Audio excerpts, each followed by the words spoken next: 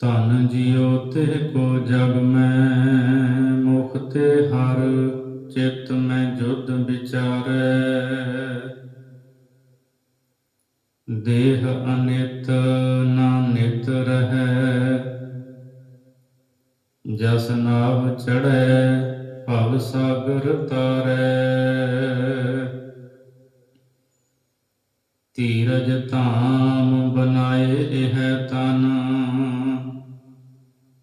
ਬੁੱਧ ਸੋ ਦੀਪਕ ਜਿਉ ਉਜਿਆਰੈ ਗਿਆਨਹਿ ਕੀ ਬੜ੍ਹਨੀ ਮਨਹੁ ਹਾਥ ਲੈ ਕਾਤੁਰਤਾ ਕੁਤਵਾਰ ਬੁਹਾਰੈ ਗਿਆਨਹਿ ਕੀ ਬੜ੍ਹਨੀ ਮਨਹੁ ਹਾਥ ਲੈ ਕਾਤੁਰਤਾ ਕੁਤਵਾਰ ਬੁਹਾਰੈ ਪਰਮ ਸਤਿਕਾਰਯੋਗ ਜੁਗੋ ਜੁਗ ਅਟਲ ਚਵਰ ਛਤਰ ਤਖਤ ਦੇ ਮਾਲਕ ਦਸਾਂ ਪਾਤਸ਼ਾਹੀਆਂ ਦੀ ਜੋਤ ਧੰਨ ਸ੍ਰੀ ਗੁਰੂ ਗ੍ਰੰਥ ਸਾਹਿਬ ਸੱਚੇ ਪਾਤਸ਼ਾਹ ਜੀ ਦੀ ਪਵਿੱਤਰ ਹਜ਼ੂਰੀ ਦੇ ਅੰਦਰ ਹਾਜ਼ਰੀਆਂ ਭਰ ਰਹੀ ਸਤਿਗੁਰਾਂ ਦੀ ਸਾਜੀ ਨਿਵਾਜੀ ਗੁਰੂ ਰੂਪ ਗੁਰੂ ਖਾਲਸਾ ਸਾਧ ਸੰਗਤ ਜੀ, ਸਭ ਤੋਂ ਪਹਿਲਾਂ ਗੁਰ ਫਤਿਹ ਬੁਲਾਓ। ਆਖੋ ਜੀ ਵਾਹਿਗੁਰੂ ਜੀ ਕਾ ਖਾਲਸਾ ਵਾਹਿਗੁਰੂ ਜੀ ਕੀ ਫਤਿਹ। ਆਪ ਜੀ ਧੰਨ ਗੁਰੂ ਗੋਬਿੰਦ ਸਿੰਘ ਸਾਹਿਬ ਮਹਾਰਾਜ ਜੀ ਦਾ ਪਵਿੱਤਰ ਇਤਿਹਾਸ ਹਰ ਰੋਜ਼ ਬਹੁਤ ਪ੍ਰੇਮ ਭਾਵਨਾ ਦੇ ਨਾਲ ਸਰਵਣ ਕਰਦੇ ਹਾਂ। ਕੱਲ ਦੇ ਦੀਵਾਨਾਂ ਵਿੱਚ ਆਪਾਂ ਸਰਵਣ ਕੀਤਾ ਸੀ ਕਲਗੀਧਰ ਪਾਤਸ਼ਾਹ ਗੁਰੂ ਗੋਬਿੰਦ ਸਿੰਘ ਸਾਹਿਬ ਮਹਾਰਾਜ ਜੀ ਨੇ ਆਪਣੇ ਪਰਿਵਾਰ ਸਮੇਤ ਨਾਲ 5 ਪਿਆਰੇ ਨੇ, ਹੋਰ ਗੁਰੂ ਕੇ ਪਿਆਰੇ ਭਾਵਨਾ ਵਾਲੇ ਸਿੱਖ ਹਨ। ਪਾਤਸ਼ਾਹ ਜੀ ਨੇ ਪਹਾੜੀ ਰਾਜਿਆਂ ਮੁਗਲਾਂ ਔਰੰਗਜ਼ੇਬ ਇਹਨਾਂ ਦੇ ਕਸਮ ਖਾਣ ਤੇ ਆਨੰਦਗੜ੍ਹ ਦਾ ਕਿਲ੍ਹਾ ਛੱਡ ਦਿੱਤਾ। ਸੱਚੇ ਪਾਤਸ਼ਾਹ ਜੀ ਸਰਸਾ ਤੇ ਆਏ। ਇੱਥੇ 7 ਪੋਹ ਦਾ ਅੰਮ੍ਰਿਤ ਵੇਲਾ ਹੋ ਗਿਆ। ਮਹਾਰਾਜ ਨੇ ਦੀਵਾਨ ਸਜਾਇਆ, ਆਸਾ ਦੀ ਵਾਰ ਦਾ ਕੀਰਤਨ ਕੀਤਾ। ਇਹ ਪ੍ਰਸੰਗ ਆਪ ਜੀ ਨੇ ਕੱਲ ਸਰਵਣ ਕੀਤਾ ਸੀ। ਆਓ ਇਸ ਤੋਂ ਅੱਗੇ ਹੁਣ ਜਿਵੇਂ ਸਤਿਗੁਰੂ ਰਹਿਮਤ ਕਰ ਰਹੇ ਨੇ ਇਤਿਹਾਸ ਦੀ ਸਾਂਝ ਆਪ ਜੀ ਦੇ ਨਾਲ ਪਾ ਸਕਾਂ, ਅਸੀਸ ਬਖਸ਼ਣੀ। ਧੰਨ ਗੁਰੂ ਗੋਬਿੰਦ ਸਿੰਘ ਸਾਹਿਬ ਮਹਾਰਾਜ ਜ਼ੁਲਮ ਦੇ ਖਿਲਾਫ ਲੜ ਰਹੇ ਨੇ। 7 ਪੋਹ ਦਾ ਅੰਮ੍ਰਿਤ ਵੇਲਾ ਸਰਸਾ ਦੇ ਕੰਢੇ ਦੀਵਾਨ ਸਜਾ ਕੇ ਆਸਾ ਦੀ ਵਾਰ ਦਾ ਕੀਰਤਨ ਕੀਤਾ ਹੈ। ਦੂਜੇ ਪਾਸੇ ਜੰਗ ਕਰਦਿਆਂ ਹੋਇਆਂ ਭਾਈ ਉਦੈ ਸਿੰਘ ਜੀ ਨਾਲ ਦੇ ਸਿੰਘ ਸਾਥੀ ਸ਼ਹੀਦ ਹੋ ਗਏ। ਬਾਬਾ ਅਜੀਤ ਸਿੰਘ ਸਾਹਿਬ ਜੀ, ਬਾਬਾ ਜੀਵਨ ਸਿੰਘ ਸਾਹਿਬ ਜੀ, ਹੋਰ ਗੁਰੂ ਕੇ ਪਿਆਰੇ ਸਿੰਘ ਸੂਰਮੇ ਕੰਧ ਬਣ ਕੇ ਦੁਸ਼ਮਣ ਦੇ ਸਾਹਮਣੇ ਖਲੋਤੇ ਨੇ, ਮੁਕਾਬਲਾ ਕਰ ਰਹੇ ਨੇ। ਤੀਰ ਚੱਲਦੇ ਨੇ, ਗੋਲੀਆਂ ਚੱਲਦੀਆਂ ਨੇ ਤੇ ਗੁਰੂ ਗੋਬਿੰਦ ਸਿੰਘ ਸਾਹਿਬ ਮਹਾਰਾਜ ਤਾਰਿਆਂ ਦੀ ਛਾਂ ਹੇਠ ਮਹਾਰਾਜ ਦੀਵਾਨ ਸਜਾ ਕੇ ਕੀਰਤਨ ਕਰ ਰਹੇ ਨੇ। ਤੇ ਅੱਲਾ ਯਾਰਖਾਂ ਜੋਗੀ ਦੇ ਸ਼ਬਦਾਂ ਦੇ ਵਿੱਚ ਜਪਜੀ ਕਾ ਜਾਪ ਇਸ ਘੜੀ ਕਰਨਾ ਜ਼ਰੂਰ ਥਾ, पढ़ के गुरु ग्रंथ और बढ़ाना सरूर था। आसा दी वार दा भोग पिया है। कलगीधर पातशाह गुरु गोबिंद सिंह साहिब महाराज अज 7 पोह दे अमृत वेले छोटे साहिबजादियां ने ते माता जी ने गुरु गोबिंद सिंह साहिब महाराज जी नूं तक्या है ते ऐसा विछोड़ा हुण होना है कि शरीर करके फिर दोबारा कदे जीवन विच मेल नहीं होवेगा। पातशाह जी ने सरसा नूं पार करन दा हुक्म दिता है। गुरु के सिंह सूरमे घोड़ियां ते असवार सरसा दे पानी विच आपो अपने घोड़े ठेल दिते है। महाराज दे कोल कवियां दा लिखिया होया ਇੱਕ ਵੱਡਾ ਸਾਹਿਤ ਸੰਭਾਲਿਆ ਹੋਇਆ ਜਿਹਦਾ ਨਾਂ ਸੀ ਵਿਦਿਆ ਸਾਗਰ ਗ੍ਰੰਥ। ਸਾਡੇ ਇਤਿਹਾਸਕਾਰ ਦੱਸਦੇ ਐ ਇਹਦਾ ਆਕਾਰ ਏਡਾ ਵੱਡਾ ਸੀ, 9 ਮਣ ਇਸ ਦਾ ਭਾਰ ਦੱਸਦੇ ਐ। ਜਦ 7 ਪੋਹ ਅੰਮ੍ਰਿਤ ਵੇਲੇ ਕਲਗੀਧਰ ਮਹਾਰਾਜ ਜੀ ਸਰਸਾ ਨੂੰ ਪਾਰ ਕਰਨ ਲੱਗੇ ਤਾਂ ਇਹ ਵਿਦਿਆ ਸਾਗਰ ਗ੍ਰੰਥ ਸਰਸਾ ਦੀ ਭੇਟ ਚੜ ਗਿਆ, ਰੁੜ ਗਿਆ। ਹੋਰ ਵੀ ਕਈ ਕੀਮਤੀ ਗ੍ਰੰਥ ਜਿਹੜੇ ਸਨ ਉਹ ਸਰਸਾ ਦੇ ਵਿੱਚ ਰੁੜ ਗਏ। ਤੇ ਆਪ ਦੀ ਗਿਆਤ ਵਾਸਤੇ ਇਹ ਵੀ ਬੇਨਤੀ ਕਰ ਦੇਵਾਂ, ਇਹ ਸਰਸਾ ਜਿਹੜੀ ਨਦੀ ਹੈ ਇਹ ਬਰਸਾਤੀ ਨਦੀ ਸੀ।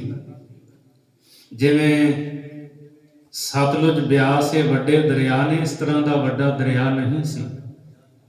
ਇਹ ਜਦੋਂ ਪਹਾੜਾਂ ਦੇ ਵਿੱਚ ਬਾਰਿਸ਼ ਹੁੰਦੀ ਸੀ, ਮੀਂਹ ਪੈਂਦਾ ਸੀ, ਤਾਂ ਪਹਾੜਾਂ ਤੋਂ ਬਹੁਤ ਸਾਰਾ ਪਾਣੀ ਨਿਕਲ ਕੇ ਇੱਥੋਂ ਦੀ ਵਹਿੰਦਾ ਸੀ। ਬਰਸਾਤੀ ਨਾਲਾ, ਬਰਸਾਤੀ ਨਦੀ ਸੀ। ਤਾਂ ਮੀਂਹ ਪੈਣ ਕਰਕੇ ਬਹੁਤ ਜ਼ਿਆਦਾ ਪਾਣੀ ਸਰਸਾ ਦੇ ਵਿੱਚ ਆਇਆ ਹੋਇਆ ਸੀ, ਹੜ੍ਹ ਆਇਆ ਸੀ। ਸਰਸਾ ਨੂੰ ਪਾਰ ਕਰਦਿਆਂ ਕਈ ਗੁਰੂ ਕੇ ਪਿਆਰੇ ਸਤਿਗੁਰੂ ਤੋਂ ਵਿਛੜ ਗਏ, ਕਈ ਗੁਰੂ ਕੇ ਸਿੰਘ ਸਰਸਾ ਦੇ ਵਿੱਚ ਰੁੜ ਗਏ ਇਸ ਪਾਣੀ ਦੇ ਵਿੱਚ। ਤੇ ਇਸ ਸਰਸਾ ਦੇ ਪਾਣੀ ਨੇ ਕਲਗੀਧਰ ਪਾਤਸ਼ਾਹ ਜੀ ਦੇ ਪਰਿਵਾਰ ਨੂੰ ਵਿਛੋੜ ਕੇ ਰੱਖ ਦਿੱਤਾ। ਮਹਾਰਾਜ ਸੱਚੇ ਪਾਤਸ਼ਾਹ ਜੀ ਜਦੋਂ ਸਰਸਾ ਨਦੀ ਪਾਰ ਕਰਦੇ ਹੈ, ਪਿੱਛੇ ਦੁਸ਼ਮਣ ਹੱਲਾ ਕਰਦਾ ਹੈ, ਤੇ ਸਰਸਾ ਦੇ ਕੰਢੇ ਤੇ ਹੀ ਜੰਗ ਕਰਦਿਆਂ ਹੋਇਆਂ ਜਦੋਂ ਬਾਬਾ ਅਜੀਤ ਸਿੰਘ ਸਾਹਿਬ ਜੀ ਦੁਸ਼ਮਣਾਂ ਦੇ ਘੇਰੇ ਵਿੱਚ ਘਿਰ ਗਏ ਸਨ, ਤਾਂ ਬਾਬਾ ਜੀਵਨ ਸਿੰਘ ਜੀ, ਜਿਨ੍ਹਾਂ ਦਾ ਪਹਿਲਾ ਨਾਮ ਭਾਈ ਜੈਤਾ ਜੀ ਹੈ, ਜਿਹੜੇ ਗੁਰੂ ਤੇਗ ਬਹਾਦਰ ਜੀ ਦੇ ਸੀਸ ਨੂੰ ਦਿੱਲੀ ਤੋਂ ਅਨੰਦਪੁਰ ਲੈ ਕੇ ਆਏ ਸੀ, ਅੰਮ੍ਰਿਤ ਛਕ ਕੇ ਨਾਮ ਹੋਇਆ ਜੀਵਨ ਸਿੰਘ। ਬਾਬਾ ਜੀਵਨ ਸਿੰਘ ਜੀ ਨੇ ਬੜੀ ਬਹਾਦਰੀ ਦੇ ਨਾਲ, ਵੀਰਤਾ ਦੇ ਨਾਲ ਆਪਣੇ ਸਾਥੀਆਂ ਸਮੇਤ ਜੰਗ ਕਰਦਿਆਂ ਹੋਇਆਂ ਉਸ ਘੇਰੇ ਦੇ ਵਿੱਚੋਂ ਬਾਬਾ ਅਜੀਤ ਸਿੰਘ ਸਾਹਿਬ ਜੀ ਨੂੰ ਬਾਹਰ ਕੱਢਿਆ ਤੇ ਸਰਸਾ ਦੇ ਕੰਢੇ ਤੇ ਜੰਗ ਕਰਦਿਆਂ ਹੋਇਆਂ ਬਾਬਾ ਜੀਵਨ ਸਿੰਘ ਜੀ ਆਪ ਸ਼ਹੀਦ ਹੋ ਗਏ।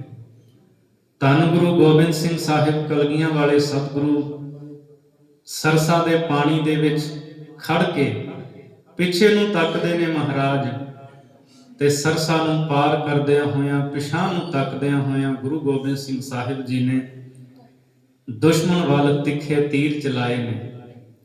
ਮਹਾਰਾਜ ਨੇ ਤੀਰ ਚਲਾ ਚਲਾ ਕੇ ਦੁਸ਼ਮਣਾਂ ਦੇ ਕਈ ਨਾਮੀ ਜਰਨੈਲ ਜਿਹੜੇ ਸਨ ਉਹ ਸਦਾ ਦੀ ਨੀਂਦ ਸੁਆ ਦਿੱਤੇ। ਪਾਤਸ਼ਾਹ ਨੇ ਸਰਸਾ ਨੂੰ ਪਾਰ ਕੀਤਾ ਹੈ। ਸਾਡੇ ਇਤਿਹਾਸਕਾਰ ਲਿਖਦੇ ਹੈ, ਮਾਤਾ ਗੁਜਰੀ ਜੀ, ਮਾਤਾ ਜੀ ਦੇ ਦੋਨੇ ਛੋਟੇ ਪੋਤਰੇ ਨਾਲ ਨੇ, ਬਾਬਾ ਜੋਰਾਵਰ ਸਿੰਘ ਤੇ ਬਾਬਾ ਫਤਿਹ ਸਿੰਘ ਜੀ। ਮਾਤਾ ਗੁਜਰੀ ਜੀ ਤੇ ਛੋਟੇ ਸਾਹਿਬਜ਼ਾਦੇ ਸਰਸਾ ਨੂੰ ਪਾਰ ਨਾ ਕਰ ਸਕੇ ਤੇ ਸਰਸਾ ਦੇ ਕੰਢੇ ਕੰਢੇ ਹੀ ਔਜੜ ਰਾਹਾਂ ਦੇ ਵਿੱਚ ਚੱਲ ਪਏ, ਦੂਰ ਨਿਕਲ ਗਏ ਨੇ। ਉਹ ਪ੍ਰਸੰਗ ਮੈਂ ਆਪ ਦੇ ਨਾਲ ਫਿਰ ਜ਼ਿਕਰ ਕਰਾਂਗਾ। ਗੁਰੂ ਗੋਬਿੰਦ ਸਿੰਘ ਮਹਾਰਾਜ ਜੀ ਨੇ ਸਰਸਾ ਨੂੰ ਪਾਰ ਕੀਤਾ ਹੈ। ਸਤਿਗੁਰੂ ਪਾਤਸ਼ਾਹ ਜੀ ਦੇ ਮਹਿਲ ਸਤਿਕਾਰਯੋਗ ਮਾਤਾਵਾਂ, ਮਾਤਾ ਸੁੰਦਰ ਕੌਰ ਜੀ, ਮਾਤਾ ਸਾਹਿਬ ਦੇਵਾਂ ਜੀ, ਇਹ ਭਾਈ ਮਨੀ ਸਿੰਘ ਜੀ ਦੇ ਜਥੇ ਦੇ ਨਾਲ ਹਨ।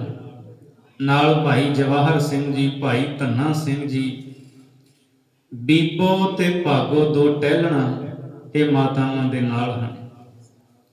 ਗੁਰੂ ਗੋਬਿੰਦ ਸਿੰਘ ਸਾਹਿਬ ਮਹਾਰਾਜ ਜੀ ਦੇ ਕਾਫਲੇ ਨਾਲੋਂ ਵਿਛੜ ਗਏ ਨੇ। ਭਾਈ ਮਨੀ ਸਿੰਘ ਜੀ ਮਾਤਾਵਾਂ ਦੇ ਸਮੇਤ ਰੋਪੜ ਪਹੁੰਚੇ ਹੈ ਤੇ ਇੱਥੇ ਰੋਪੜ ਭਾਈ ਜਵਾਹਰ ਸਿੰਘ ਇਹਨਾਂ ਦੇ ਰਿਸ਼ਤੇਦਾਰ ਸੀ। ਭਾਈ ਜਵਾਹਰ ਸਿੰਘ ਮਾਤਾਵਾਂ ਨੂੰ ਲੈ ਕੇ ਆਪਣੇ ਰਿਸ਼ਤੇਦਾਰਾਂ ਦੇ ਘਰੇ ਰੋਪੜ ਚਲੇ ਗਏ। ਇਹ 7 ਪੋਹ ਵਾਲਾ ਦਿਨ ਤੇ ਜਿਹੜੀ ਰਾਤ ਆਈ, ਮਾਤਾਵਾਂ ਨੇ, ਭਾਈ ਮਨੀ ਸਿੰਘ ਜੀ ਹੁਣਾਂ ਨੇ ਇਹ ਰੋਪੜ ਦੇ ਵਿੱਚ ਬਤੀਤ ਕੀਤੀ ਹੈ। ਸਾਰੀ ਰਾਤ ਨੀਂਦ ਨਹੀਂ ਆਈ।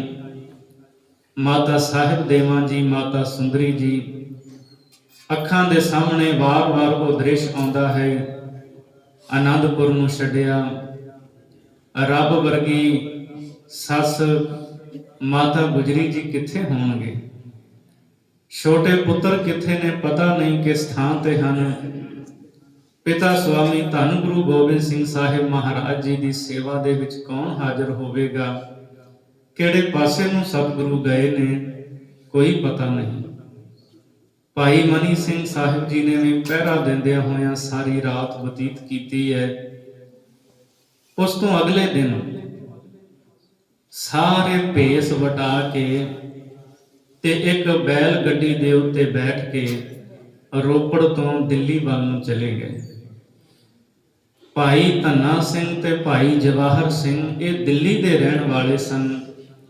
ਭਾਈ ਜਵਾਹਰ ਸਿੰਘ ਮਾਤਾਵਾਂ ਨੂੰ, ਭਾਈ ਮਨੀ ਸਿੰਘ ਸਾਹਿਬ ਨੂੰ, ਬੀਬੋ ਭਾਗੋ ਇਹ ਟਹਿਲਣਾ ਸੇਵਾਦਾਰਨੀਆਂ, ਇਹਨਾਂ ਨੂੰ ਆਪਣੇ ਘਰ ਦਿੱਲੀ ਟਿਕਾਇਆ ਹੈ। ਇਧਰ ਧੰਨ ਗੁਰੂ ਗੋਬਿੰਦ ਸਿੰਘ ਸਾਹਿਬ ਸੱਚੇ ਪਾਤਸ਼ਾਹ ਜੀ ਸਰਸਾ ਨੂੰ ਪਾਰ ਕਰਕੇ ਮਹਾਰਾਜ ਦਾ ਬਹੁਤ ਸਾਰਾ ਕੀਮਤੀ ਸਾਜੋ ਸਮਾਨ ਸਰਸਾ ਦੀ ਭੇਟ ਚੜ ਗਿਆ। ਕਈ ਘੋੜੇ ਰੁੜ ਗਏ, ਕਈ ਕੀਮਤੀ ਜਾਨਾਂ ਚਲੀਆਂ ਗਈਆਂ। ਤੱਕੋ ਧੰਨ ਗੁਰੂ ਗੋਬਿੰਦ ਸਿੰਘ ਸਾਹਿਬ ਮਹਾਰਾਜ ਜੀ ਨੂੰ ਜ਼ੁਲਮ ਦੇ ਖਿਲਾਫ ਲੜਦਿਆਂ ਹੋਇਆਂ ਤੇ ਰੱਬ ਦੀ ਰਜ਼ਾ ਦੇ ਵਿੱਚ ਰਹਿੰਦਿਆਂ ਪਾਤਸ਼ਾਹ ਨੇ ਮੱਥੇ ਤੇ ਵੱਟ ਨਹੀਂ ਪਾਇਆ। ਸਰਸਾ ਨੂੰ ਪਾਰ ਕਰਕੇ ਘਨੌਲੇ ਪਿੰਡ ਤੋਂ ਹੁੰਦੇ ਹੋਏ ਮਹਾਰਾਜ ਜੀ ਫਿੱਡੇ ਔਰ ਇਸੇ ਹੀ ਤਰ੍ਹਾਂ ਲੋਧੀ ਮਾਜਰਾ ਤੋਂ ਪਾਤਸ਼ਾਹ ਰੋਪੜ ਪੁੱਜੇ ਨੇ, ਜਿਹਨੂੰ ਅੱਜ ਕੱਲ੍ਹ ਰੂਪਨਗਰ ਕਿਹਾ ਜਾਂਦਾ ਹੈ। ਰੋਪੜ ਇੱਥੇ ਰੰਗੜ ਪਠਾਣਾ ਦੇ ਨਾਲ ਫਿਰ ਖਾਲਸੇ ਦੀ ਝੜਪ ਹੋਈ ਹੈ। ਕੈਸਾ ਸਮਾਂ ਆਉਂਦਾ ਹੈ, ਕਿਸੇ ਸਮੇਂ ਇਹ ਰੋਪੜ ਦੇ ਜਿਹੜੇ ਪਠਾਨ ਸੀ ਖਾਲਸਾ ਜੀ ਕਲਗੀਧਰ ਮਹਾਰਾਜ ਦੇ ਕੋਲ ਜਾ ਕੇ ਨੌਕਰੀ ਕਰਦੇ ਹੁੰਦੇ ਸੀ, ਪਾਤਸ਼ਾਹ ਤੋਂ ਇਨਾਮ ਪ੍ਰਾਪਤ ਕਰਦੇ ਸੀ। ਪਰ ਅੱਜ ਪਹਾੜੀ ਰਾਜੇ ਉਹਨਾਂ ਦੀਆਂ ਫੌਜਾਂ, ਮੁਗਲ ਫੌਜਾਂ ਸਤਿਗੁਰੂ ਦਾ ਪਿੱਛਾ ਕਰਦੀਆਂ ਨੇ। ਇਹ ਰੋਪੜ ਦੇ ਪਠਾਨ ਵੀ ਨਮਕ ਹਰਾਮੀ ਬਣ ਗਏ, ਬੇਈਮਾਨ ਹੋ ਗਏ। ਸ਼ਸਤਰ ਲੈ ਕੇ ਸਾਹਮਣੇ ਆ ਖਲੋਤੇ ਕਲਗੀਧਰ ਮਹਾਰਾਜ ਦੇ ਕਾਫਲੇ ਨੂੰ ਘੇਰਨ ਦਾ ਯਤਨ ਕਰਦੇ ਐ ਕਿ ਹਕੂਮਤ ਤੋਂ ਇਨਾਮ ਪਾਵਾਂਗੇ, ਸਾਨੂੰ ਧਨ ਮਿਲੇਗਾ। ਪਰ ਗੁਰੂ ਗੋਬਿੰਦ ਸਿੰਘ ਸਾਹਿਬ ਮਹਾਰਾਜ ਦੇ ਸੂਰਮਿਆਂ ਦੇ ਸਾਹਮਣੇ ਇਹਨਾਂ ਨੇ ਕਿੱਥੇ ਟਿਕਣਾ ਸੀ। ਰੋਪੜ ਵੱਡੀ ਝੜਪ ਹੋਈ ਹੈ। ਖਾਲਸੇ ਨੇ ਉਹ ਤੇਗ ਵਾਈ, ਕਈ ਇਹ ਪਠਾਨ ਮਾਰ ਮੁਕਾਏ ਤੇ ਕਈ ਆਪਣੀਆਂ ਜਾਨਾਂ ਨੂੰ ਬਚਾ ਕਰਕੇ ਭੱਜ ਗਏ।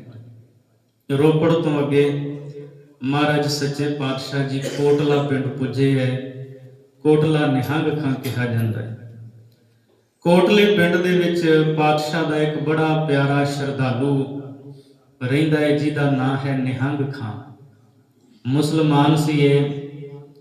ਗੁਰੂ ਗੋਬਿੰਦ ਸਿੰਘ ਸਾਹਿਬ ਮਹਾਰਾਜ ਇਸ ਦੀ ਹਵੇਲੀ ਦੇ ਵਿੱਚ, ਇਹਦੇ ਕਿਲੇ ਵਿੱਚ ਪੁੱਜੇ। ਨਿਹੰਗ ਖਾਂ ਨੂੰ ਪਤਾ ਲੱਗਾ ਸਤਿਗੁਰੂ ਆਏ ਹੈ। ਕੁਝ ਸਿੰਘ ਹਨ ਕਲਗੀਆਂ ਵਾਲੇ ਸਤਿਗੁਰੂ ਦੇ ਨਾਲ। ਨਿਹੰਗ ਖਾਂ ਨੇ ਬੜੇ ਪ੍ਰੇਮ ਦੇ ਨਾਲ ਸਤਿਗੁਰੂ ਦੀ ਸੇਵਾ ਕੀਤੀ ਹੈ ਤੇ ਗੁਰੂ ਗੋਬਿੰਦ ਸਿੰਘ ਸਾਹਿਬ ਮਹਾਰਾਜ ਅੱਜ ਚੌਥੀ ਵਾਰ ਨਿਹੰਗ ਖਾਂ ਦੇ ਘਰ ਦੇ ਵਿੱਚ ਆਏ। ਇਸ ਤੋਂ ਪਹਿਲਾਂ ਗੁਰੂ ਹਰਗੋਬਿੰਦ ਸਾਹਿਬ ਸੱਚੇ ਪਾਤਸ਼ਾਹ ਜੀ ਵੀ ਨਿਹੰਗ ਖਾਂ ਦੇ ਘਰ ਦੇ ਵਿੱਚ ਚਰਨ ਪਾਏ ਸਨ ਸਤਿਗੁਰੂ ਨੇ। ਫਿਰ ਸਤਵੇਂ ਪਾਤਸ਼ਾਹ ਗੁਰੂ ਹਰਰਾਏ ਸਾਹਿਬ ਜੀ ਨੇ ਵੀ ਨਿਹੰਗ ਖਾਂ ਦੇ ਘਰੇ ਚਰਨ ਪਾਏ ਸਨ ਤੇ ਗੁਰੂ ਗੋਬਿੰਦ ਸਿੰਘ ਸਾਹਿਬ ਮਹਾਰਾਜ ਜੀ ਨੇ 4 ਵਾਰ ਇੱਥੇ ਚਰਨ ਮੁਬਾਰਕ ਪਾਏ। ਪਹਿਲੀ ਵਾਰ ਜਦੋਂ ਸਤਿਗੁਰੂ ਕਲਗੀਧਰ ਮਹਾਰਾਜ ਜੀ ਭੰਗਾਣੀ ਦਾ ਜੰਗ ਜਿੱਤ ਕੇ ਵਾਪਸ ਆਨੰਦਪੁਰ ਨੂੰ ਆਏ ਸਨ, ਉਦੋਂ ਮਹਾਰਾਜ ਕਲਗੀਧਰ ਜੀ ਨੇ ਪਹਿਲੀ ਵਾਰ ਨਿਹੰਗ ਖਾਂ ਦੇ ਘਰੇ ਆਪਣੇ ਚਰਨ ਪਾਏ। ਦੂਜੀ ਵਾਰ ਨਿਹੰਗ ਖਾਂ ਦਾ ਪੁੱਤਰ, ਉਹਦਾ ਨਾਂ ਸੀ ਆਲਮ ਖਾਂ। ਆਲਮ ਖਾਂ ਦੀ ਮੰਗਣੀ ਸੀ ਤੇ ਨਿਹੰਗ ਖਾਂ ਗੁਰੂ ਗੋਬਿੰਦ ਸਿੰਘ ਸਾਹਿਬ ਮਹਾਰਾਜ ਦੇ ਕੋਲ ਆਨੰਦਪੁਰ ਗਿਆ ਸੀ ਤੇ ਕਲਗੀਧਰ ਮਹਾਰਾਜ ਜੀ ਨੂੰ ਬੇਨਤੀ ਕੀਤੀ ਸੀ, ਸੱਚੇ ਪਾਤਸ਼ਾਹ ਗੁਰੂ ਘਰ ਦੇ ਨਾਲ ਸਾਡਾ ਬੜਾ ਪਿਆਰ ਹੈ, ਮੇਰੇ ਪੁੱਤਰ ਆਲਮ ਖਾਂ ਦੀ ਮੰਗਣੀ ਹੈ, ਮੈਂ ਪਰਿਵਾਰ ਸਮੇਤ ਤੁਹਾਨੂੰ ਮਹਾਰਾਜ ਸੱਦਾ ਦਿੰਦਾ ਹਾਂ। ਮਹਾਰਾਜ ਤੁਹਾਡੇ ਤੋਂ ਬਿਨਾਂ ਤੇ ਇਹ ਸਮਾਗਮ ਸਾਰਾ ਫਿੱਕਾ ਰਹੇਗਾ। ਖੁਸ਼ੀਆਂ ਖੇੜਿਆਂ ਦਾ ਕੰਮ ਆਪ ਜੀ ਨੇ ਮਹਾਰਾਜ ਜ਼ਰੂਰ ਘਰ ਦੇ ਵਿੱਚ ਚਰਨ ਪਾਉਣੇ ਤੇ ਇੱਕ ਰਾਤ ਨਿਹੰਗ ਖਾਂ, ਉਹਦਾ ਪੁੱਤਰ ਨਿਹੰਗ ਖਾਂ ਦੀ ਬੇਟੀ ਬੀਬੀ ਮੁਮਤਾਜ਼ ਇਹ ਆਨੰਦਪੁਰ ਰਹਿ ਕੇ ਇੱਥੋਂ ਦੇ ਰੂਹਾਨੀਅਤ ਨਜ਼ਾਰੇ ਨੂੰ ਤੱਕ ਆਏ ਸਨ। ਨਿਹੰਗ ਖਾਂ ਦੇ ਪੁੱਤਰ ਆਲਮ ਖਾਂ ਦੀ ਮੰਗਣੀ ਦੇ ਉੱਤੇ ਗੁਰੂ ਗੋਬਿੰਦ ਸਿੰਘ ਮਹਾਰਾਜ ਆਏ ਸੀ ਦੂਜੀ ਵਾਰ ਮਹਾਰਾਜ ਨੇ ਇਹਦੀ ਹਵੇਲੀ ਵਿੱਚ ਚਰਨ ਪਾਏ ਸਨ। ਤੀਜੀ ਵਾਰ ਫਿਰ ਕਲਗੀਧਰ ਮਹਾਰਾਜ ਜੀ ਜਦੋਂ ਕੁਰੂਖੇਤਰ ਗਏ ਹੈ ਤਾਂ ਕੁਰੂਖੇਤਰ ਤੋਂ ਵਾਪਸ ਆਉਂਦਿਆਂ ਹੋਇਆਂ ਨਿਹੰਗ ਖਾਂ ਦੇ ਘਰੇ ਚਰਨ ਪਾਏ, ਇਹਨੂੰ ਮਿਲੇ ਸਨ। ਅੱਜ 7 ਪੋਹ ਦੇ ਦਿਨ ਗੁਰੂ ਗੋਬਿੰਦ ਸਿੰਘ ਸਾਹਿਬ ਮਹਾਰਾਜ ਚੌਥੀ ਵਾਰ ਇਹਦੇ ਘਰ ਦੇ ਵਿੱਚ ਆਏ ਹੈ।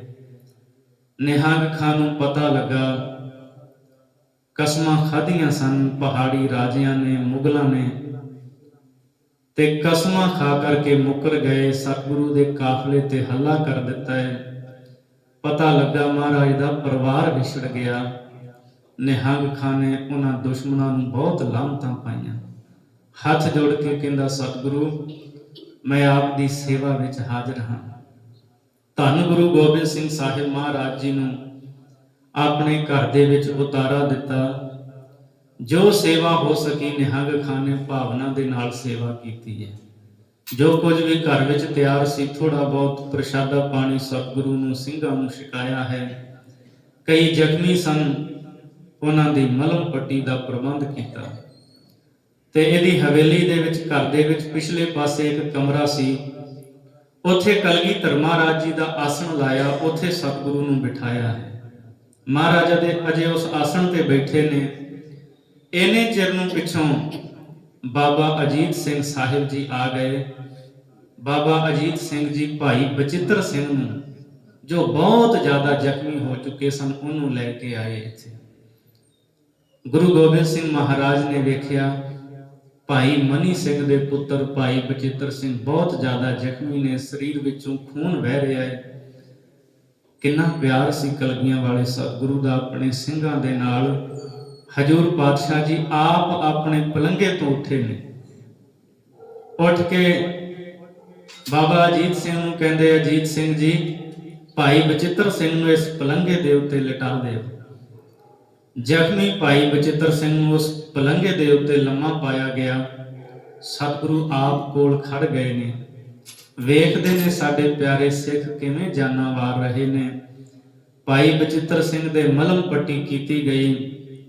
ਜ਼ਖਮੀ ਬਹੁਤ ਜ਼ਿਆਦਾ ਸਨ, ਅੱਗੇ ਨਹੀਂ ਸਨ ਜਾ ਸਕਦੇ। ਗੁਰੂ ਗੋਬਿੰਦ ਸਿੰਘ ਸਾਹਿਬ ਮਹਾਰਾਜ ਕੁਝ ਸਮਾਂ ਠਹਿਰੇ ਨੇ ਨਿਹੰਗ ਖਾਂ ਦੀ ਹਵੇਲੀ ਵਿੱਚ। ਪਾਤਸ਼ਾਹ ਨੇ ਇੱਥੋਂ ਚਲੇ ਜਾਣਾ ਹੀ ਮੁਨਾਸਬ ਚੰਗਾ ਸਮਝਿਆ। ਮਹਾਰਾਜ ਇੱਕ ਥਾਂ ਭਾਲਦੇ ਸੀ ਜਿੱਥੇ ਟਿਕ ਕਰਕੇ ਦੁਸ਼ਮਣ ਦੇ ਨਾਲ 2 ਹੱਥ ਕੀਤੇ ਜਾ ਸਕਣ। ਸੱਚੇ ਪਾਤਸ਼ਾਹ ਜੀ ਤੁਰਨ ਲੱਗੇ ਨੇ ਤੇ ਤੁਰਨ ਵੇਲੇ ਮਹਾਰਾਜ ਸੱਚੇ ਪਾਤਸ਼ਾਹ ਨੇ ਨਿਹੰਗ ਖਾਂ ਨੂੰ ਨਿਸ਼ਾਨੀਆਂ ਦਿੱਤੀਆਂ। ਆਪਣੇ ਕਮਰ ਕੱਸੇ ਵਿੱਚੋਂ ਇੱਕ ਕਟਾਰ ਸਤਿਗੁਰੂ ਨੇ ਬਖਸ਼ਿਆ, ਇੱਕ ਮਹਾਰਾਜ ਨੇ ਢਾਲ ਬਖਸ਼ੀ ਤੇ ਨਿਹੰਗ ਖਾਂ ਨੂੰ ਕਹਿੰਦੇ ਆ, ਨਿਹੰਗ ਖਾਂ ਹੁਣ ਅਸੀਂ ਸਿੰਘਾਂ ਸਮੇਤ ਅੱਗੇ ਚਾਲੇ ਪਾਉਣੇ ਨੇ। ਸਾਡਾ ਇਹ ਪਿਆਰਾ ਸਿੰਘ ਹੈ ਭਾਈ ਬਚਿੱਤਰ ਸਿੰਘ, ਇਹ ਇੰਨਾ ਜ਼ਿਆਦਾ ਹੁਣ ਜ਼ਖਮੀ ਹੈ, ਅੱਗੇ ਜਾਣ ਦੀ ਹਾਲਤ ਵਿੱਚ ਨਹੀਂ, ਤੁਸੀਂ ਇਹਦੀ ਸੇਵਾ ਜ਼ਰੂਰ ਕਰਿਓ। ਗੁਰੂ ਗੋਬਿੰਦ ਸਿੰਘ ਸਾਹਿਬ ਮਹਾਰਾਜ ਨਿਹੰਗ ਖਾਂ ਤੋਂ ਵਿਦਾਇਗੀ ਲੈ ਕੇ ਸਤਿਗੁਰੂ ਅੱਗੇ ਚੱਲ ਪਏ। ਨਿਹੰਗ ਖਾਂ ਦਾ ਪੁੱਤਰ ਆਲਮ ਖਾਂ ਕਲਗੀਧਰ ਪਾਤਸ਼ਾਹ ਜੀ ਨੂੰ ਰਸਤਾ ਦੱਸਣ ਵਾਸਤੇ ਲਖਮੀਪੁਰ ਤੱਕ ਮਹਾਰਾਜ ਦੇ ਨਾਲ ਗਿਆ ਹੈ। ਇੱਥੋਂ ਸਤਿਗੁਰੂ ਕਲਗੀਧਰ ਮਹਾਰਾਜ ਫਿਰ ਅੱਗੇ ਚਮਕੌਰ ਨੂੰ ਜਾਂਦੇ ਨੇ। ਤੇ ਮੈਂ ਇੱਥੇ ਕੁਝ ਕੁ ਰੁਕ ਕੇ ਸਾਧ ਸੰਗਤ ਆਪ ਦੇ ਨਾਲ ਭਾਈ ਬਚਿੱਤਰ ਸਿੰਘ ਤੇ ਬੀਬੀ ਮੁਮਤਾਜ ਉਹਦੇ ਬਾਰੇ ਥੋੜਾ ਜ਼ਿਕਰ ਕਰਨਾ ਚਾਹੁੰਦਾ ਹਾਂ, ਕਿਉਂਕਿ ਬਹੁਤ ਸਾਰਾ ਸਾਡਾ ਇਤਿਹਾਸ ਐਸਾ ਹੈ ਉਹ ਸਾਡੇ ਤੱਕ ਪਹੁੰਚਿਆ ਨਹੀਂ। ਗੁਰੂ ਗੋਬਿੰਦ ਸਿੰਘ ਸਾਹਿਬ ਮਹਾਰਾਜ ਜਦੋਂ ਇੱਥੋਂ ਤੁਰ ਜਾਂਦੇ ਆ ਨਾ, ਕੋਟਲੇ ਪਿੰਡ ਤੋਂ, ਭਾਈ ਬਚਿੱਤਰ ਸਿੰਘ ਦੀ ਸੇਵਾ ਨਿਹੰਗ ਖਾਂ ਕਰਦਾ ਹੈ। ਨਿਹੰਗ ਖਾਂ ਦੀ ਇੱਕ ਬੇਟੀ ਹੈ 15 ਕੁ ਸਾਲ ਦੀ, 15-16 ਸਾਲ ਦੀ ਉਮਰ ਹੈ। ਉਹਦਾ ਨਾਂ ਹੈ ਬੀਬੀ ਮੁਮਤਾਜ। ਉਹ ਭਾਈ ਬਚਿੱਤਰ ਸਿੰਘ ਦੀ ਸੇਵਾ ਕਰਦੀ ਹੈ। ਤੇ ਜਦੋਂ ਸਤਿਗੁਰੂ ਚਲੇ ਜਾਂਦੇ ਨੇ, ਉਸ ਤੋਂ ਬਾਅਦ ਕਿਸੇ ਚੁਗਲ ਨੇ, ਜਿਹੜਾ ਰੋਪੜ ਦਾ ਕੋਤਵਾਲ ਸੀ, ਉਹਦੇ ਕੋਲ ਇਹ ਚੁਗਲੀ ਕੀਤੀ, ਨਿਹੰਗ ਖਾਂ ਦੀ ਹਵੇਲੀ ਵਿੱਚ ਸਿੰਘ ਆਏ ਹੋਏ ਨੇ। ਉਹ ਉਸੇ ਵੇਲੇ ਫੌਜ ਲੈ ਕੇ ਆਇਆ, ਘਰ ਨੂੰ ਘੇਰਾ ਪਾ ਲਿਆ, ਸਾਰੇ ਘਰ ਦੀ ਤਲਾਸ਼ੀ ਲਈ।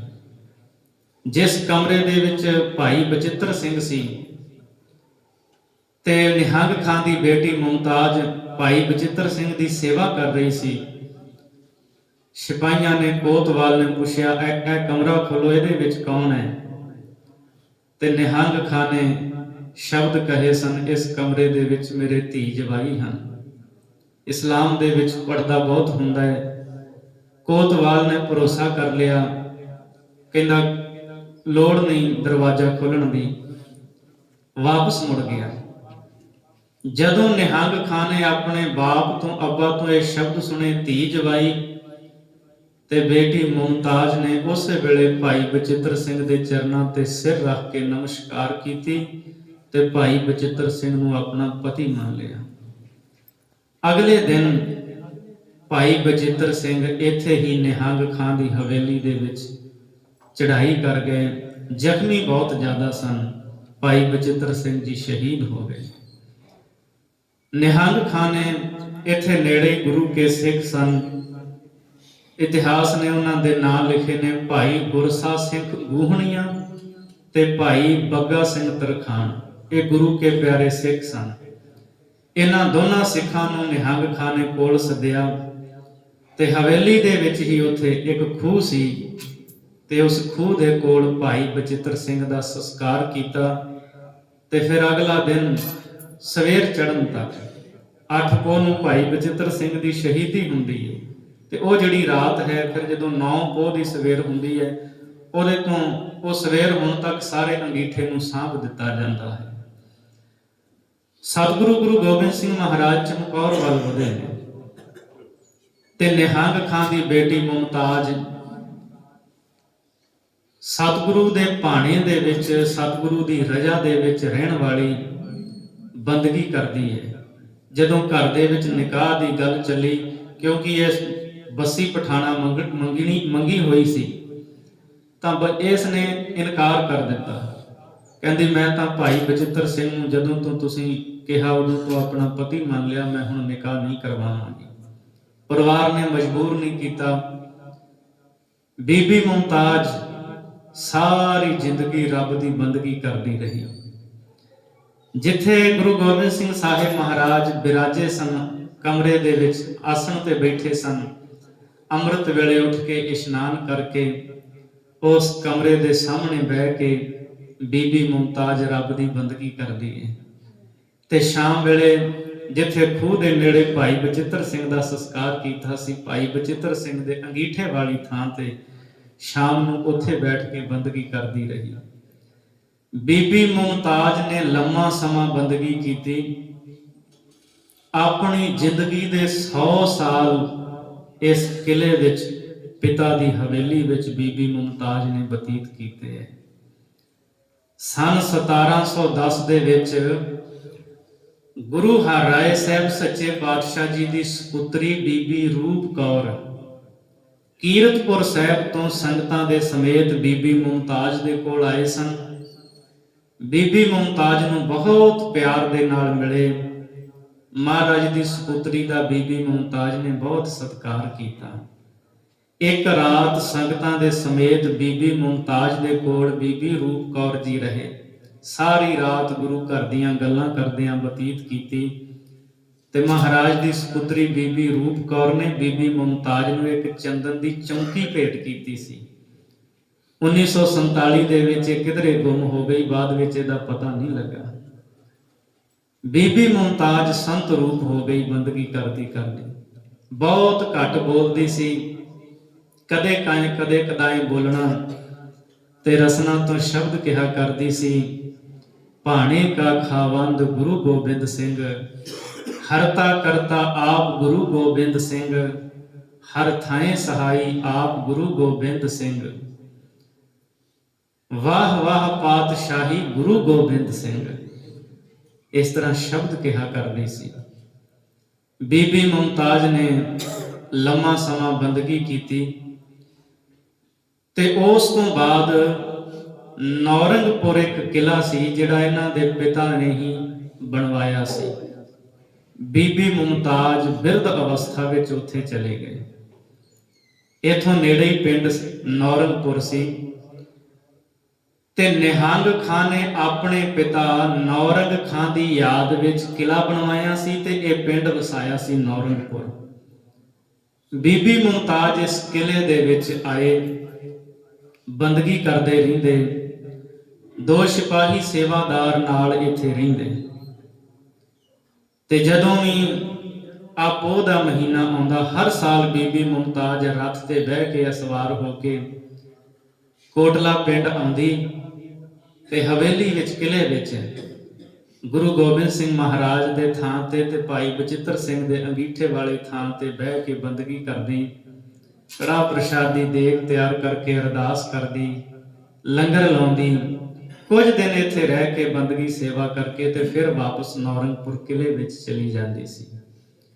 ਜ਼ਿੰਦਗੀ ਦੇ ਅਖੀਰਲੇ 31 ਸਾਲ ਬੀਬੀ ਮੁਮਤਾਜ ਨੇ ਨੌਰੰਗਪੁਰ ਕਿਲੇ ਦੇ ਵਿੱਚ ਬਤੀਤ ਕੀਤੇ ਤੇ ਅਖੀਰ 131 ਸਾਲ ਦਾ ਬੇਦਾਗ ਜੀਵਨ ਭੋਗ ਕੇ ਸਨ 1820 ਨੂੰ ਅੰਮ੍ਰਿਤ ਵੇਲੇ ਬੀਬੀ ਮੁਮਤਾਜ ਗੁਰੂ ਗੋਬਿੰਦ ਸਿੰਘ ਸਾਹਿਬ ਦੇ ਚਰਨਾਂ ਦੇ ਵਿੱਚ ਸਮਾ ਗਈ। ਇੰਨੀ ਲੰਮੀ ਆਰਬਲਾ ਭੋਗੀ। ਸਨ 1699 ਦਾ ਬੀਬੀ ਮੁਮਤਾਜ ਦਾ ਜਨਮ ਹੈ। ਮਾਂ ਦਾ ਨਾਂ ਸੀ ਜੈਨਾ।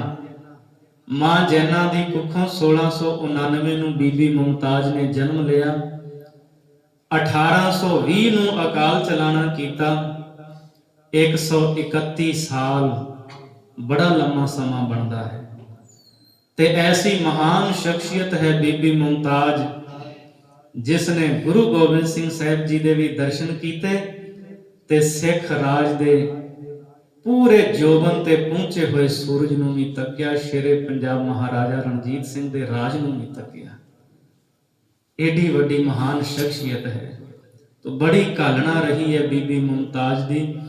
ਬੀਬੀ ਮੁਮਤਾਜ ਦੇ ਚਰਨਾਂ ਤੇ ਸਿਜਦਾ ਹੈ। ਆਓ ਆਪਾਂ ਅੱਗੇ ਚੱਲਦੇ ਹਾਂ।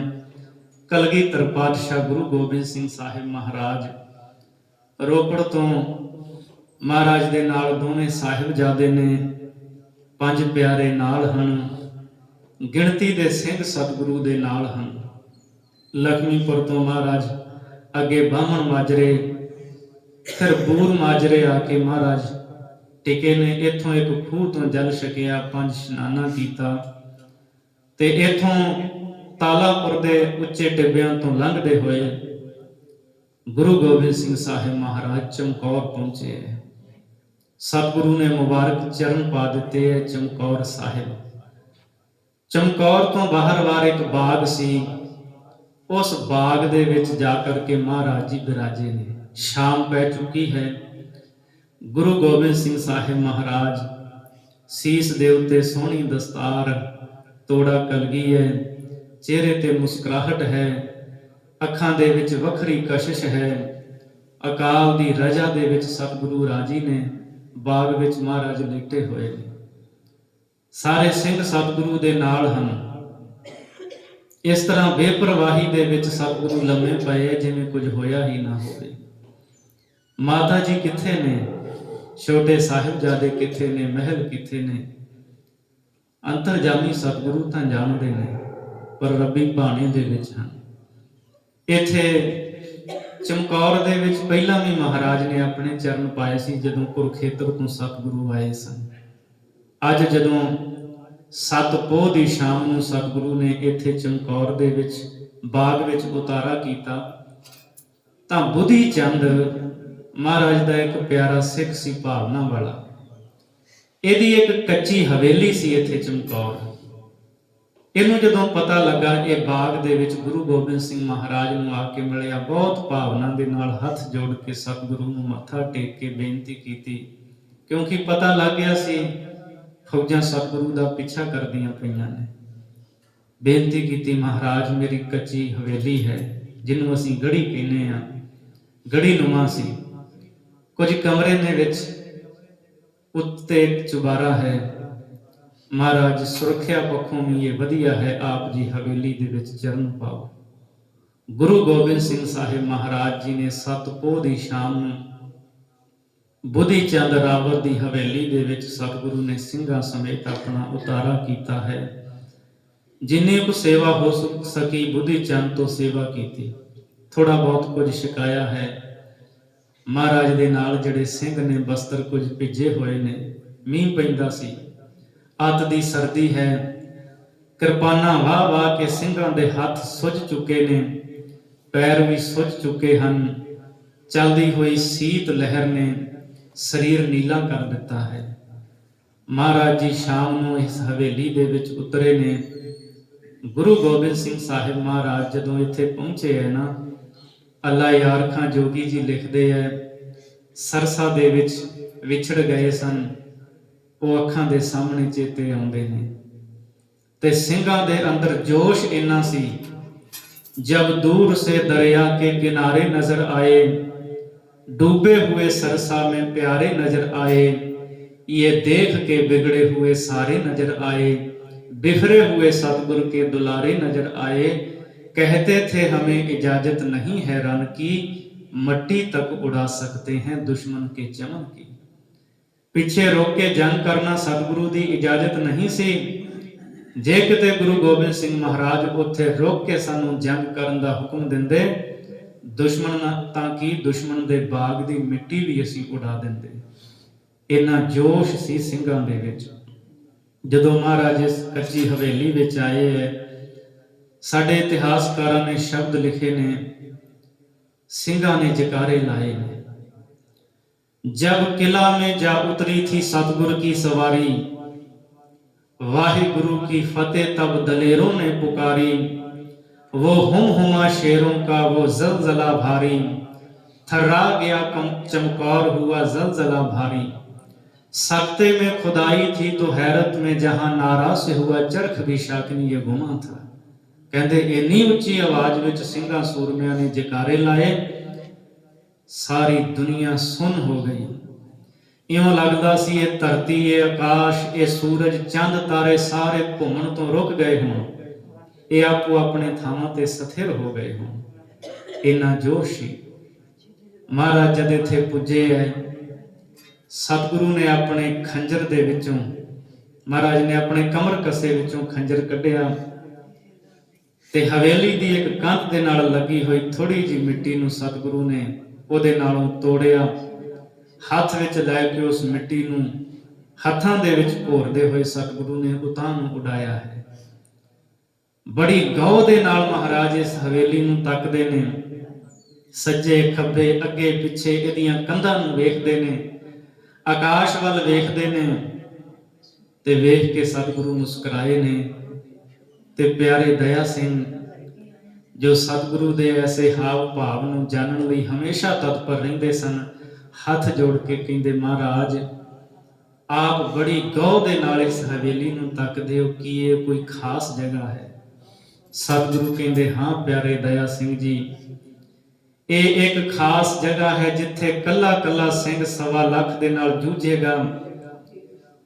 ये है भावें कच्ची, पर हुण इहदे विच पक्कियां दा वासा हो गया है। ये ओ घड़ी है जिहदे सामने महाराज कहंदे वड्डे वड्डे तख्त झुक जाणगे, और इस थां ते आके साडे प्यारे सिख इथों दी धूड़ नूं मस्तक ते ला के अपने आप नूं भागां वाले समझिया करनगे। प्यारे दया सिंह मैं आनंदपुर कहा करदा सी, कल्ले कल्ले नूं 1.25 लाख दे नाल लड़ावांगा। जो मैं पाठ पढ़ाया ये हुण पेपर देण दा वक्त आ गया है। कल नूं दुनिया दी असामी जंग इत्थे होवेगी। अल्लाह यार खां जोगी जो मुसलमान कवि होए है, उन्हें शब्द लिखे ने, प्यारे दया सिंह जिस खित्ते में हम कहते थे आना ये वही है, कल लुट के है जिस जगह से जाना ये वही है, जिस जां पे बच्चों को कटाना ये वही है, मिट्टी कह रही है ठिकाना ये वही है। इस थां ते मैं अपने प्यारे ਸਿੰਘਾਂ ते पुत्रां दी शहादत नूं अखां दे नाल तकांगा। ये वो हवेली है, वड्डे वड्डे तख्त इहदे सामने झुक जाणगे। गुरु गोबिंद सिंह साहिब महाराज शाम दे वेले रब दे भाणे विच हन। अज शाम नूं सच्चे पातशाह ने सारे ਸਿੰਘਾਂ दे नाल मिल के बैठ के रहरास साहिब दा पाठ कीता है। खालसा जी ਸਤਿਗੁਰੂ ਨੇ ਬਾਣੀ ਦਾ ਲੜ ਨਹੀਂ ਛੱਡਿਆ। ਸਰਸਾ ਤੇ ਅੰਮ੍ਰਿਤ ਵੇਲੇ ਦੀਵਾਨ ਸਜਾਉਂਦੇ ਨੇ ਸੱਤ ਪੋਹ ਦਾ, ਤੇ ਸੱਤ ਪੋਹ ਦੀ ਸ਼ਾਮ ਨੂੰ ਰਹਿਰਾਸ ਸਾਹਿਬ ਦਾ ਦੀਵਾਨ ਚਮਕੌਰ ਦੀ ਹਵੇਲੀ ਵਿੱਚ ਸਤਿਗੁਰੂ ਲਾਉਂਦੇ ਹੈ। ਸਾਰੇ ਸਿੰਘ ਮਿਲ ਕੇ ਰਹਿਰਾਸ ਸਾਹਿਬ ਜੀ ਦਾ ਪਾਠ ਕਰਦੇ ਨੇ। ਪਾਠ ਹੋਇਆ, ਅਰਦਾਸ ਬੇਨਤੀ ਕੀਤੀ, ਮਾਲਕ ਦਾ ਸ਼ੁਕਰ ਕੀਤਾ, ਸਤਿਗੁਰੂ ਤੇਰੀ ਰਜ਼ਾ ਦੇ ਵਿੱਚ ਰਹਿਣ ਦਾ ਸਾਡੇ ਅੰਦਰ ਆਨੰਦ ਤੇ ਚਾਉ ਪੈਦਾ ਹੁੰਦਾ ਰਹੇ। ਗੁਰੂ ਗੋਬਿੰਦ ਸਿੰਘ ਸਾਹਿਬ ਮਹਾਰਾਜ ਇੱਥੇ ਸਤਿਗੁਰੂ ਦੇ ਆਸਣ ਲਾਉਣ ਵਾਸਤੇ ਪਿਆਰੇ ਦਇਆ ਸਿੰਘ ਜੀ ਬੜੇ ਕਾਹਲੇ ਨੇ। ਕਿੰਨੇ ਦਿਨ ਕਿੰਨੀਆਂ ਰਾਤਾਂ ਹੋ ਗਈਆਂ, ਚੈਨ ਦੀ ਨੀਂਦ ਨਹੀਂ ਪ੍ਰਾਪਤ ਕੀਤੀ। ਕੋਈ ਬਹੁਤੇ ਬਸਤਰ ਨਹੀਂ। ਸੱਚੇ ਪਾਤਸ਼ਾਹ ਭਾਵੇਂ ਸਾਨੂੰ ਆਪਣੇ ਤਨ ਤੇ ਪਾਏ ਹੋਏ ਕੱਪੜੇ ਵਿਛਾ ਕਰਕੇ ਤੁਹਾਡਾ ਆਸਣ ਲਾਉਣਾ ਪਵੇ, ਅਸੀਂ ਜ਼ਰੂਰ ਤੁਹਾਡਾ ਆਸਣ ਲਾਵਾਂਗੇ। ਮਹਾਰਾਜ ਸੱਚੇ ਪਾਤਸ਼ਾਹ ਦਾ ਇੱਕ ਥਾਂ ਤੇ ਆਸਣ ਲਾਇਆ ਹੈ। ਬਾਬਾ ਅਜੀਤ ਸਿੰਘ, ਬਾਬਾ ਜੁਝਾਰ ਸਿੰਘ, ਉਹਨਾਂ ਦੋਵਾਂ ਦਾ ਆਸਣ ਵੀ ਕੋਲ ਲਾਇਆ ਹੈ। ਗੁਰੂ ਕੇ ਪਿਆਰੇ ਸਿੰਘ ਜੀ ਪੋਸ਼ ਵਿਛਾ ਕਰਕੇ ਉੱਥੇ ਕੁਝ ਲੰਮੇ ਪਏ ਨੇ ਹਵੇਲੀ ਵਿੱਚ। ਕੁਝ ਸਿੰਘ ਪਹਿਰਾ ਦੇਣ ਲੱਗ ਪਏ। ਇਤਿਹਾਸਕਾਰ ਲਿਖਦੇ ਨੇ ਭਾਈ ਮਦਨ ਸਿੰਘ ਤੇ ਭਾਈ ਕੋਠਾ ਸਿੰਘ ਇਹ ਦੋ ਭਰਾ ਸਨ। ਇਹਨਾਂ ਨੇ ਦੋਨਾਂ ਨੇ ਹੱਥ ਜੋੜ ਕੇ ਕਲਗੀਆਂ ਵਾਲੇ ਸਤਿਗੁਰੂ ਨੂੰ ਬੇਨਤੀ ਕੀਤੀ, ਮਹਾਰਾਜ ਬੇਨਤੀ ਹੈ। ਸਤਿਗੁਰੂ ਕਹਿੰਦੇ ਦੱਸੋ। ਸੱਚੇ ਪਾਤਸ਼ਾਹ ਸਾਰੇ ਸਿੰਘ ਆਰਾਮ ਕਰਨਗੇ, ਕਈ ਦਿਨਾਂ ਦੇ ਥੱਕੇ ਟੁੱਟੇ ਨੇ, ਸਾਨੂੰ ਕੋਈ ਨੀਂਦ ਨਹੀਂ ਆਉਂਦੀ। ਮਹਾਰਾਜ ਸ਼ਸਤਰ ਫੜ ਕੇ, ਬਰਸ਼ਾ ਫੜ ਕੇ ਗੜੀ ਦੇ ਦਰਵਾਜ਼ੇ ਤੇ ਪਹਿਰਾ ਅਸੀਂ ਦੇਾਂਗੇ। ਸਤਿਗੁਰੂ ਨੇ ਬਰਸ਼ੇ ਪਕੜਾ ਦਿੱਤੇ। ਇਹ ਦੋਨੋਂ ਭਰਾ ਰਾਤ ਦਾ ਪਹਿਰਾ ਦਿੰਦੇ।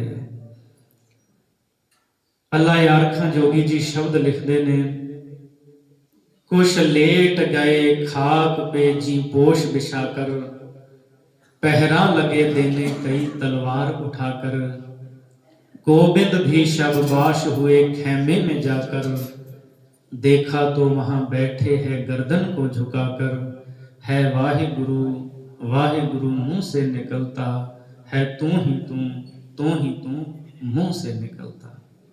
सिंह विश्राम फरमाਉਂਦੇ ਹੈ, ਕੁਛ ਲੇਟ ਗਏ ਖਾਕ ਪੇ ਜੀ ਪੋਸ਼ ਵਿਛਾ ਕਰ। ਜੀ ਪੋਸ਼ ਕਹਿੰਦੇ ਨੇ ਘੋੜੇ ਦੀ ਜਿਹੜੀ ਕਾਠੀ ਹੁੰਦੀ ਹੈ ਨਾ, ਉਹਦੇ ਹੇਠਲਾ ਕੱਪੜਾ ਉਹ ਹੇਠਾਂ ਵਿਛਾਇਆ, ਸੌਂ ਗਏ।